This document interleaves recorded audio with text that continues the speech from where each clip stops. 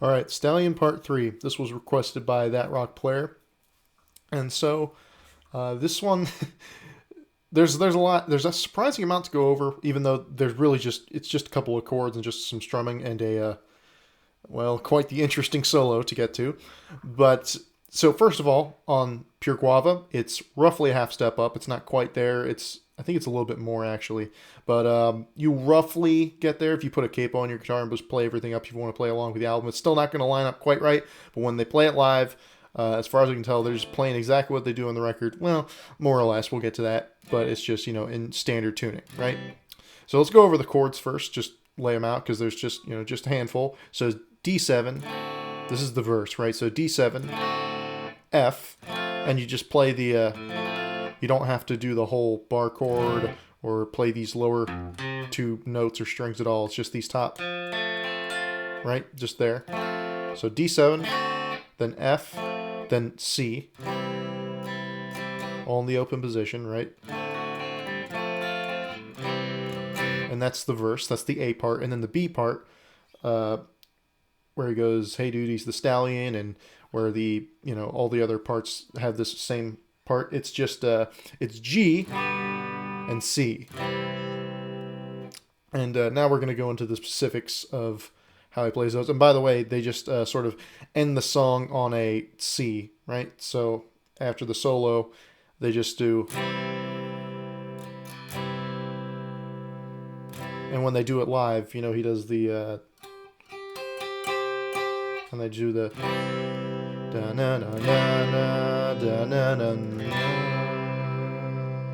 They just end like that on a C. All right, so those are the chords.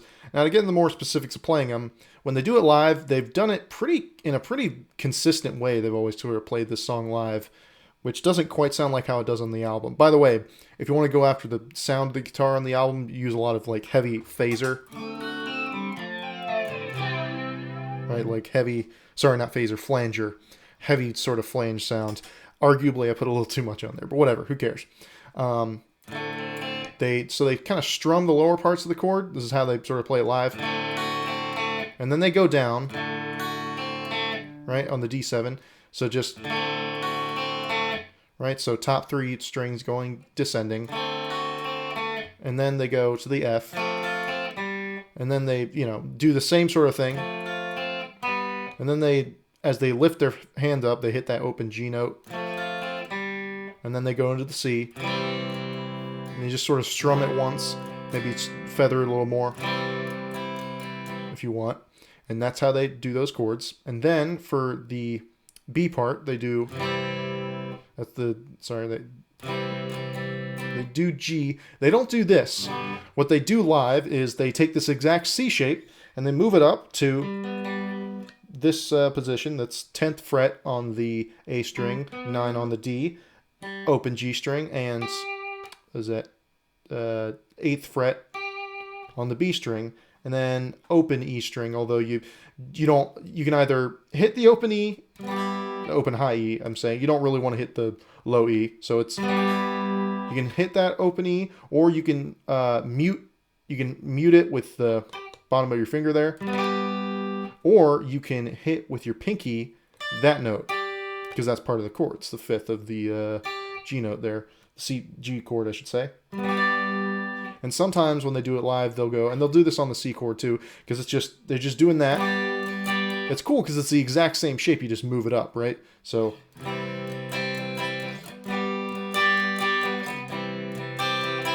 And they do that on the C. They do that on that high E.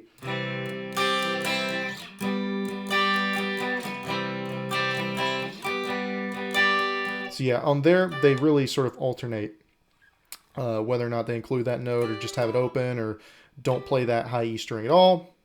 And I think, well, we'll get into now we'll do into how they do it on the album. So on the album, it's a lot more simple. There's not as much specific arpeggiation. And I think a lot of that sort of hides it is the heavy sort of flanging effect they have on the guitar. Because really, when I'm hearing on the album, I don't hear the high E string being played in these these open chords, really. I'm really just hearing I'm hearing the G and D and a little bit of the B string. I'm hearing those a lot.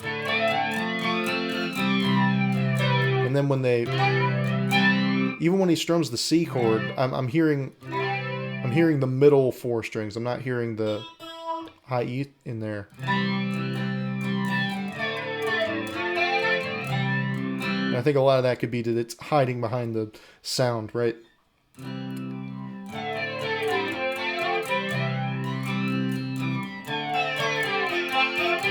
Right, so just more of like a general sort of picking it, strumming it. Right? It's sort of general simple pattern, not so much that they do live. And then for the other part where they go G, honestly, they're probably doing it on the album. They're probably doing a similar thing they do where they do that C shape up. But again, just because I can't really decipher it that well, for all I know, they could be doing a open G there.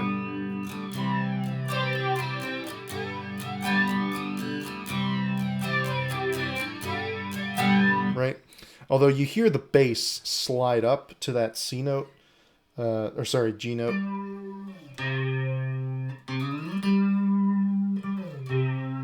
So they're probably sliding. On the album, I also kind of hear, I don't really hear that little addition on the high E that they do there. I hear more. And when they get here, sometimes I feel like I don't hear that note on the B string. I feel like sometimes they just hit those two and then open G and open B, which is funny because those are the same notes. So you get both of those notes twice, which is pretty funny. It also sounds really nice, but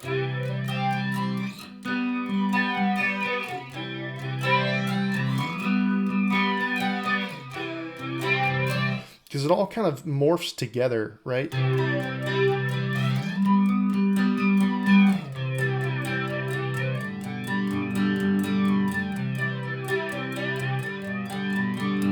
You know, it kind of sounds that way when you're listening to the album. It sounds like the same chord and the bass is just moving around. But, you know.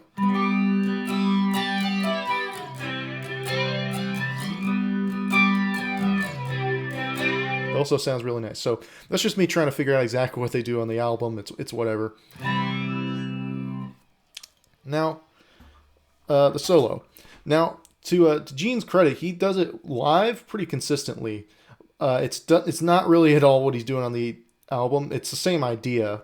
You know, it's not a completely different solo, but he does a very consistent thing live. And I'll probably just cover that first because it's more uniform, if I could say it one way, than what he does on the album. Right? So he's going, this is on the high E.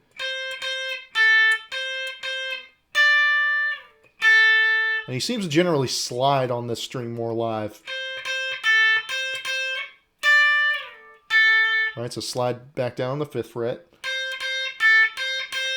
Up on the 10th there, and then slide down. And then he does a full step bend there. And sometimes he bends it a bit flat, you know. And brings it back down. And then he does similar thing. And then he does this.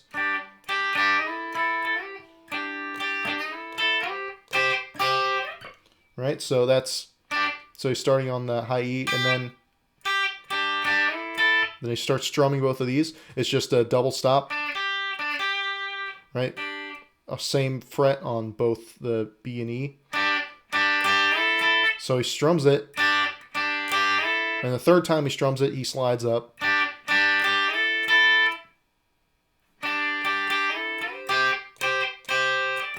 Right? And then he does that sometimes. He hits that. He just hits this note. He just slides up to a seemingly random note up here. Usually it's around here. One of these two notes up here on the 13th or 14th fret of the high E. And then he hits it. There's lots of percussive little hitting there, little muting throughout the solo. Just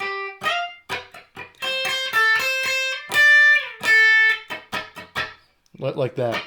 So then we start again.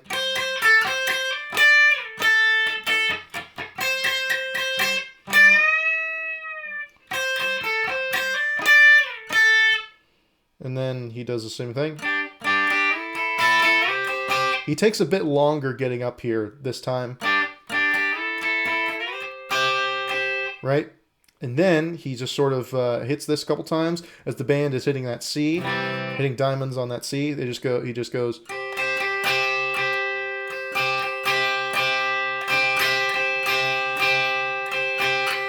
And then on the last time he goes up here, he goes.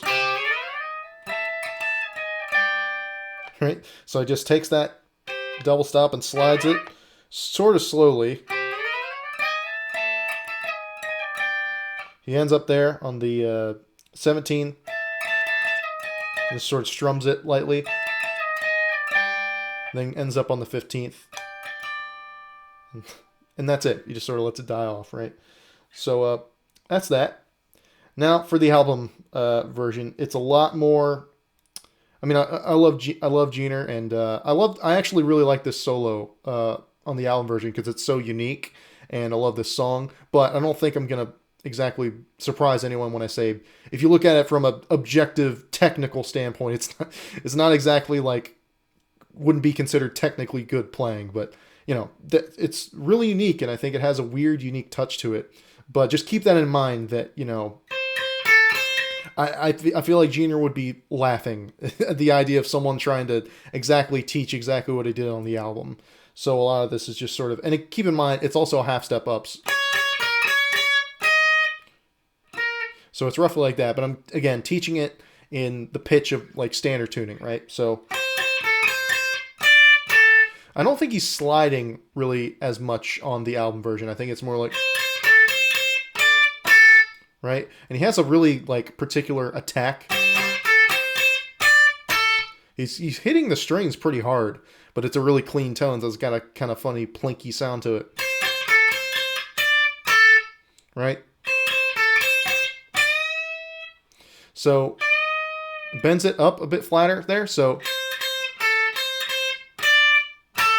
and there, and you hit that particularly hard, and then stop.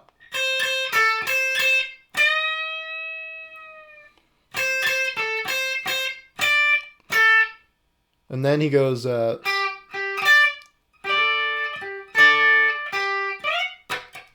basically does that, is what he does. And so that's just, so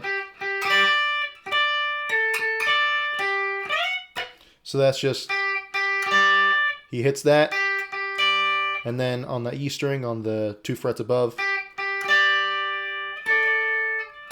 and he hits them both on that fret, and then hits that note, and then slides up again. He sort of strums it up and then mutes it like that. And then, sorry, I'm trying to play it.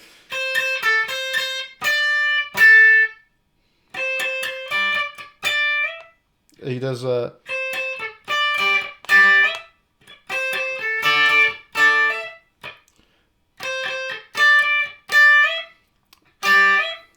right, so he hits that double stop there and slides that note up there. I can't remember if he does it or, but it's one of those. Or,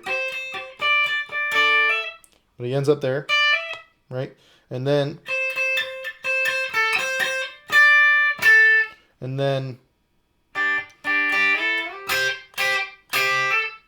right, so similar thing to what he does live, but it's a little different. It's a little bit more like stiff, a little more. He does that, and then he jumps up here, right? And then that there, he ends that on a little. He hammers it on there on the high E to 2 frets above.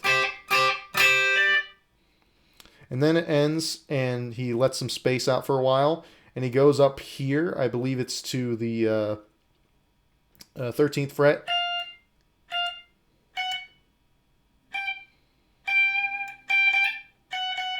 Right, so you think he's bending it up a bit here. And then I think what's happening is he has that weird little sound, that squeaky sound that makes it die off. I think he's basically...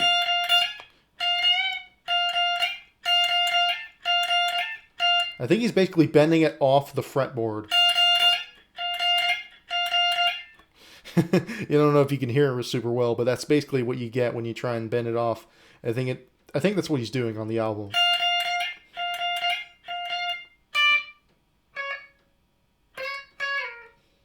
All right, so, and then he hits that note, third lower, lower third lower.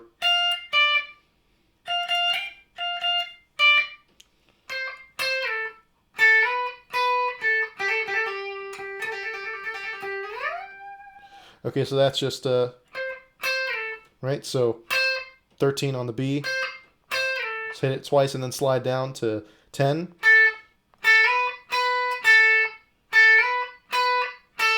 And then little hammer-on pull off. And then he starts to trill it a little bit. And then he slides up way there on the 20th fret. And that's it.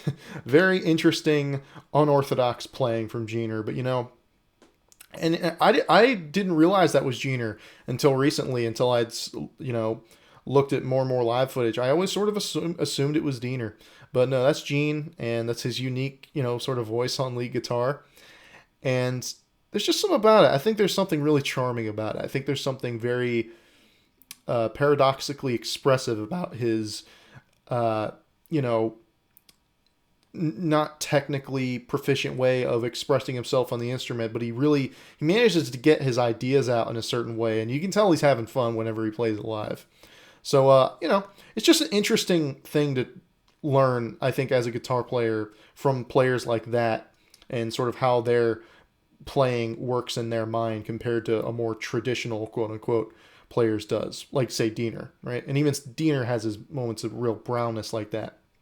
So anyway, hope you enjoyed this lesson, and a great song, and talk to you next time.